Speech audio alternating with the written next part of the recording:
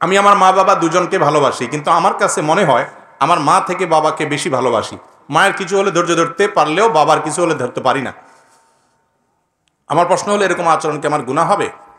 মায়ের অধিকার বেশি। নবী করিম সাল্লাল্লাহু আলাইহি সাল্লামকে একজন জিজ্ঞাসা করেছেন, ইয়া রাসূলুল্লাহ, আমি কার কথা শুনবো? নবীজি বলছেন মায়ের।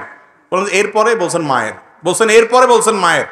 বলেন এরপরে? বলছেন এবার বাপের। ডক্টর জাকির নায়েক খুব সুন্দর বলে এই জন্য, বলে যে আল্লাহ রাসূল সাল্লাল্লাহু আলাইহি সাল্লাম 3 বার মায়ের কথা বলছেন, তার মানে gold medal, bronze medal, silver medal, তিনোটা মায়ের। বাপের একটা সান্ত্বনা মেডেল দিস। বুঝতে পারছেন?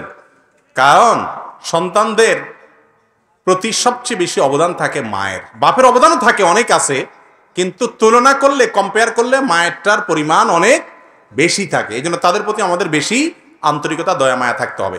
সৃষ্টিগতভাবে কারোর প্রতি আপনার দুর্বলতা চলে আসে, এর কারণে আপনি গুনাহগার হবেন না ইনশাআল্লাহ বিইذنিল্লাহ।